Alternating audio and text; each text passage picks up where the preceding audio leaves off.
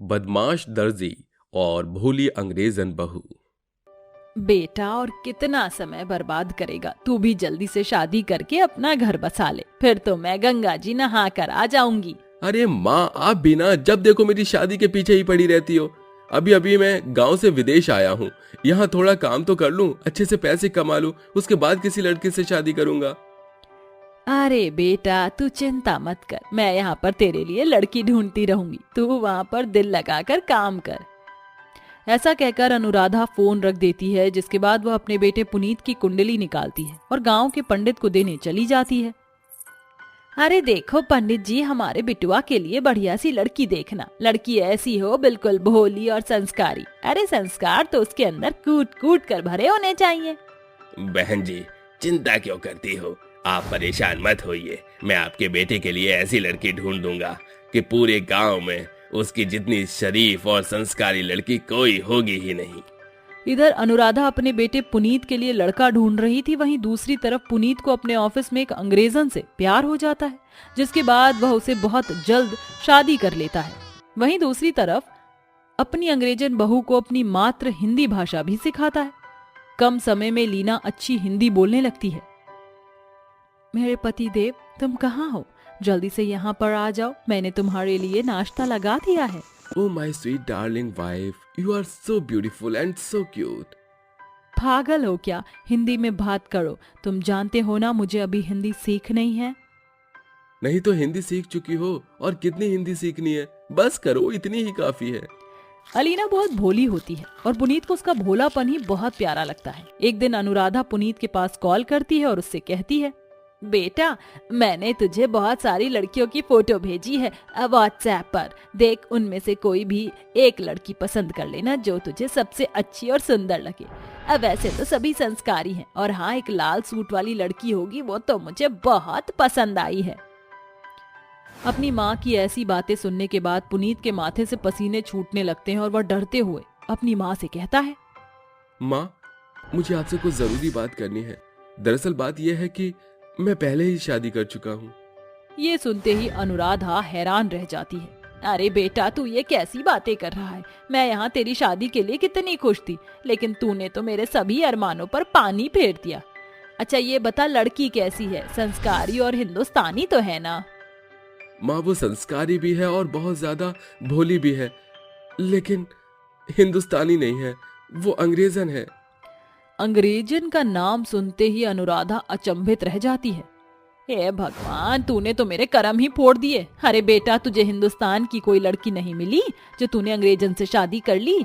अब काम कर, चुपचाप मेरी बहू को घर ले आ, नहीं तो तू जानता है ना तेरी माँ का कहर तुझ पर टूट पड़ेगा। पुनीत अपनी माँ से अलीना को मिलवाने के लिए हाँ कर देता है, जिसके बाद वह जितनी जल्दी हो सके अपनी टिकट करवा लेता है और अलीना को लेकर अपनी माँ के पास पहुंच जाता है। माँ, ये अलीना है, आपकी बहू। हे भगवान, ये बहू ने कैसे कपड़े पहन रखे हैं? अगर किसी गांव वाले ने इसे इस तरह देख लिया तो तू जानता है ना क्या होगा, कितनी बातें बनाएंगे लोग हमारे बारे में। अनुराधा तुरंत अपनी अलमारी से कुछ सूट के कपड़े निकाल लेती है, जिसके बाद वह अलीना का हाथ पकड़ती है और अपने गांव के टेलर के पास उसे ले जाती है। अलीना को देखकर टेलर उसे देखता ही रह जाता है। अरे वाह, क्या मस्त माल है। हाय हाय हाय, पूरे गांव में ऐसा माल कहीं नहीं होगा। ये तो विलायती लगती है, इसका नाप लेने में तो और भी मजा आएगा।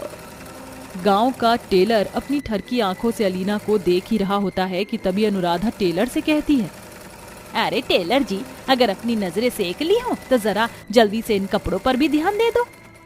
अरे कपड़े तो देख ही लूंगा, पहले नाप लेना जरूरी है ना। बिना नाप लिए मैं कपड़े कैसे सियूंगा? और एक अच्छे टेलर की पहचान है कि वो अच्छा नाप ले, तभी तो अच्छा कपड़ा सिल पाऊंगा ना। गांव के टेलर के मुंह से ये सब सुनने के बाद अब बेचारी अनुराधा क्या ही कह पाती। टेलर साहब, अगर ऐसी बात है तो जल्दी से मेरी बहू का नाप ले लो और इसके लिए जितने ढके हुए कपड़े सिल सकते हो सिल दो। अनुराधा के कहते ही वह बदमाश टेलर अलीना का नाप लेने लगता है। नाप लेते उसे पूरा आधा घंटा हो जाता है और वो इसी बहाने अलीना को गलत तरीके से छूता भी है, जिसके चलते अलीना को बहुत बुरा लगता है, लेकिन वह कुछ कह नहीं पाती। क्या मस्त फिगर है इस अंग्रेजन का, ऐसा फिगर तो मैंने कभी नहीं देखा। पता नहीं कैसे इसके बेटे को इस अंग्रेजन ने पसंद कर लिया। काश उसकी जगह मैं होता तो मजा ही आ जाता।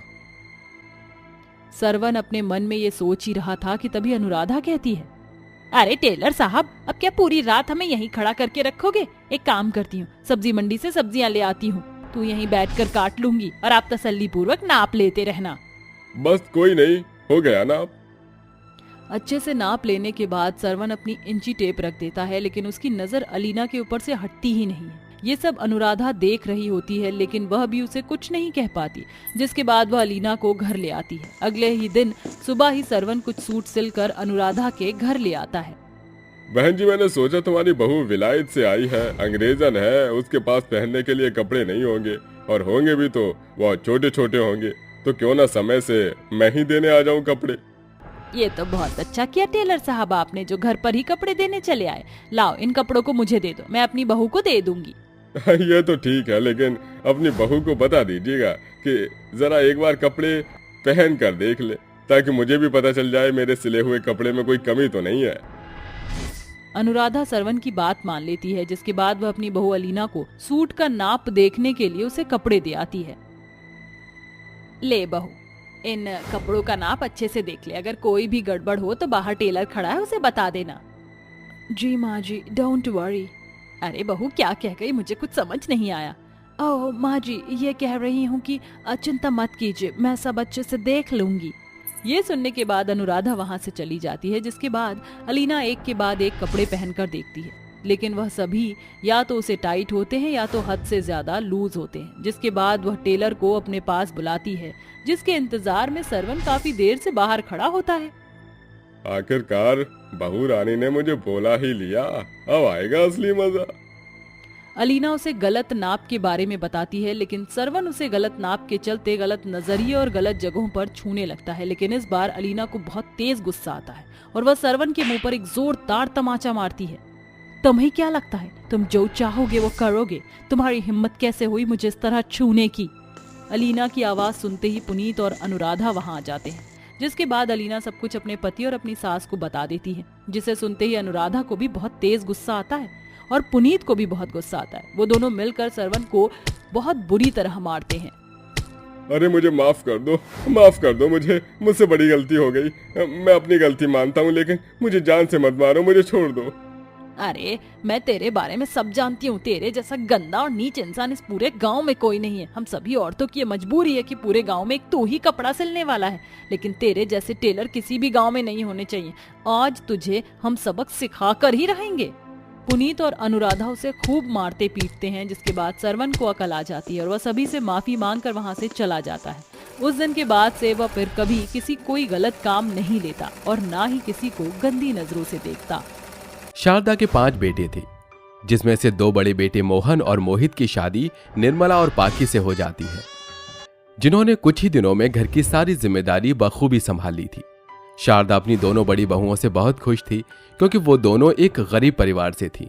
इसके बाद भी उनके गरीब पिता ने बहुत बढ़ चढ़ के सम्मान से उनकी शादी की, साथ ही अपनी 2 संस्कारी बेटियां दी।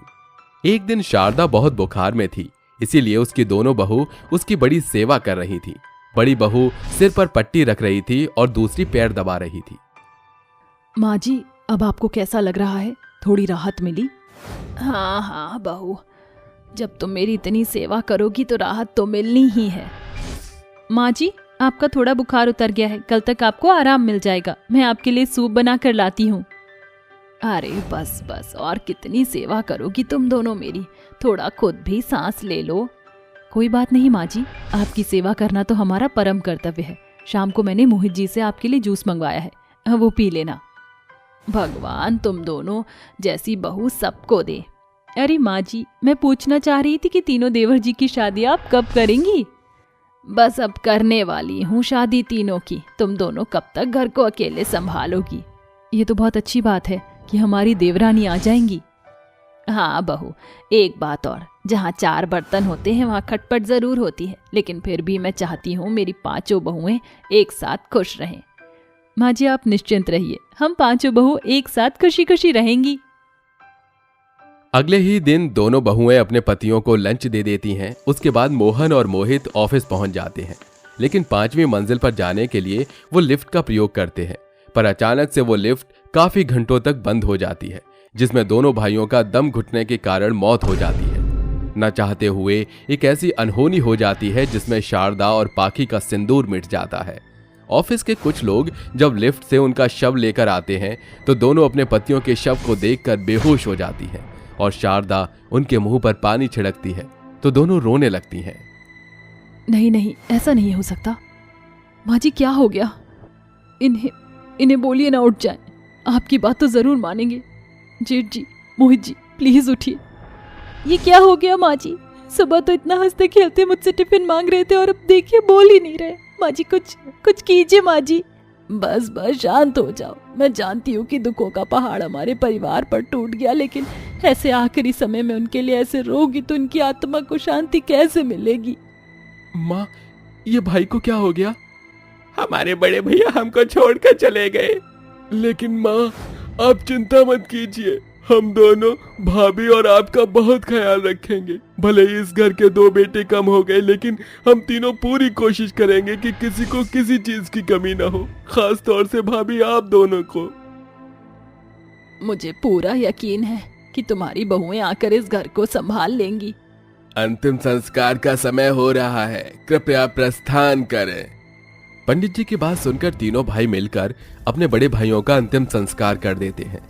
घर में मायूसी छा जाती है, लेकिन 1 साल बाद आखिरकार शारदा अपने तीनों बेटों के लिए अमीर घर की लड़कियां ढूंढ लेती है, जिसके बाद धूमधाम से उनकी शादी हो जाती है। विधवा होने के कारण दोनों जेठानियां शादी में सम्मिलित नहीं हुई थी, इसलिए गृह प्रवेश भी सास करवाती है। कुछ समय बीत जाता है, लेकिन तीनों बहुएं रेशमा, शेफाली, किंजल इतनी घमंडी थी कि वो अपनी विधवा गरीब जेठानियों को कुछ नहीं समझती, हमेशा उनके साथ बुरा बर्ताव करती थी। ऐसे ही खाना खाने के बाद तीनों अपनी जेठानी से कहती हैं, दीदी जरा मुझे रायता पास करना, मुझे पूड़ी खानी है, जरा बना कर ले आइए।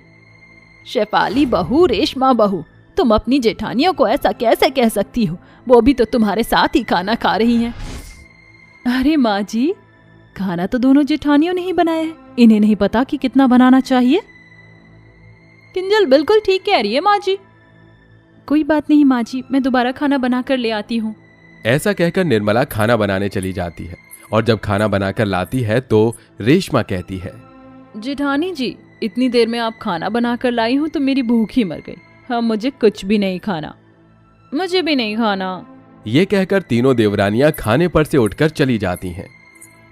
बहू, तुम दोनों ने खाना नहीं खाया, मैं गरम करके ले आती हूँ, तुम खा लेना।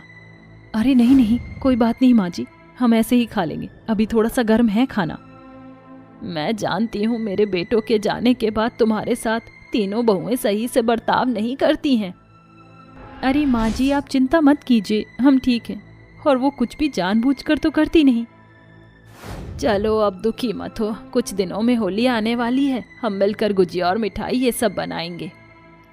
माँ जी, हमें उनके जाने के बाद कुछ भी अच्छा नहीं लगता, मैं जानती हूँ, पर कब तक ऐसे बंद कमरे में रहोगी तुम दोनों? हाँ, होली मत खेलना, पर मेहमानों से मिल सकती हो, खाना पीना खा सकती हो तुम।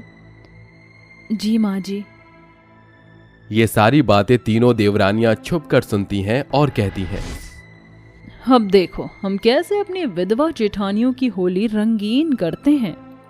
होली नहीं, उनकी सफेद साड़ी को रंगीत करेंगे, फिर देखना तमाशा। 2 दिन बाद होली थी। सभी अपने घर के बाहर बड़ी खुशी के साथ होली के रंग में डूबे हुए थे। बच्चे इधर उधर भागकर पिचकारी और गुलाल से खेल रहे थे, तो कुछ बड़े लोग नाच गाकर होली खेल रहे थे। दोनों विधवा बहू गुजिया और मिठाई लेकर अपनी सास को देने आती हैं कि तीनों देवरानी बड़ी चालाकी से हाथों में रंग लिए हवा में जानबूझकर उड़ा देती हैं, जो कि उन दोनों की सफेद साड़ी और बालों पर लग जाती है। तभी पड़ोसन रेखा कहती है, अरे जरा देखो देखो, पति को गए हुए 2 साल हो गए, लेकिन फिर भी इन विधवाओं की आंखों में शर्म नहीं है, देखो तो कैसे रंगीन हो गई हैं। अब क्या कर सकते हैं आंटी जी, हमारी विधवा दीदी का भी तो मन करता है कि वो होली खेले। विधवा है तो क्या हुआ, दोनों अपने आप को आजकल की कुंवारी लड़कियों की तरह ही मानती हैं। तुम्हारी हिम्मत कैसे हुई दीदी और मुझे ऐसे कहने की? हमारे पति गुजर गए हैं, अंदर से हमारा मन रो रहा है क्योंकि उनके बिना ये त्योहार अधूरा है, पर तुम ये कह रही हो कि हमें होली खेलने का मन कर रहा है? छी, झूठ क्यों बोलती हो निर्मला पाकी बहू? अब मान भी जाओ, जानती हूँ कि तुम्हारा भी मन करता है त्योहार मनाने का, गुजिया खाने का। रेखा बहुत हो गया, बस करो, इससे ज्यादा और कुछ मत कहना, वरना होली के दिन सब एक हो जाते हैं पर तुम्हारे और मेरे बीच में दरार हो जाएगी। देखो सच्चाई तो कड़वी होती ही है। ये कहकर रेखा चली जाती है। तभी दोनों बहू हाथ जोड़कर रोते हुए कहती हैं, माँ जी ये झूठ है, हम कोई होली नहीं मनाना चाहते थे। हम दोनों अपने पति से प्यार करते और उनका सम्मान करते, ये गलती सपने में भी नहीं कर सकते। हमारी बात का विश्वास कीजिए माँ जी। ओहो, जरा देखो तो हमारी दोनों बड़ी जेठानी कितनी एक्टिंग करती है। होली खेलने का मन था तो बाहर आ गई और अब सती सावित्री बनकर आंसू बहा रही हैं। अगर ऐसी ही बात है तो माँ जी हम दोनों यहाँ से अपने मायके जा रहे हैं, फिर कभी नहीं आएंगे। रुको, तुम दोनों यहाँ से कहीं नहीं जाओगी। मैं जानती हूँ तुम दोनों कैसी हो। ये सब इन तीनों का किया धरा है। अगर जाना है तो ये तीनों अपने घर पर वापस जाएंगी आज और अभी। ये तीनों कब से तुम्हारे साथ ऐसा व्यवहार कर रही हैं, अब मैं और बर्दाश्त नहीं करूंगी। माँ जी हम आपके आगे हाथ जोड़ते हैं, हमें माफ कर दीजिए। तीनों देवरानियां उसके आगे गिड़गिड़ाती हैं, पर शारदा कहती है, मैंने कहा ना मुझे कुछ नहीं सुनना, चली जाओ तीनों की तीनों। ये सुनकर तीनों अपना सामान लेकर घर से जब जाने लगती हैं तो तीनों जेठानियां कहती हैं, माँ जी उनसे भूल हो गई है, वह छोटी हैं, लेकिन आप तो घर की बड़ी हैं। प्लीज उन्हें आज के इतने शुभ अवसर पर घर मत भेजिए। वह माफी मांग रही हैं और हम दोनों ने उन्हें माफ कर दिया है। क्यों पाखी? माँ जी दीदी सही कह रही हैं, उन्हें रोक लीजिए, देवर जी को अच्छा नहीं लगेगा। बड़ी दीदी माँ जी हमें माफ कर दीजिए, आप दोनों, हमने जानबूझकर ये सब किया था। आप सही कह रही हैं, हमें यहाँ नहीं रहना चाहिए, इसलिए हम जा रहे हैं। हाँ माँ जी। रुको, मैं नहीं चाहती ऐसे अवसर पर घर की लक्ष्मी बाहर जाए। अगर तुम तीनों को अपनी गलती का एहसास है और फिर कभी दोबारा ऐसा बर्ताव नहीं करोगी तो यह चौखट छोड़कर जाने की कोई जरूरत नहीं है। मैंने तुम्हें माफ कर दिया। सच माँ जी? हाँ। ये बात सुनकर खुशी से तीनों देवरानी अपनी जेठानी के गले लग जाती हैं और सास से पूछकर उनके गुलाल लेकर टीका लगा देती हैं, जिसके बाद सास बहू मिलकर होली मनाती हैं और पांचों बहू खुशी खुशी रहने लगती हैं।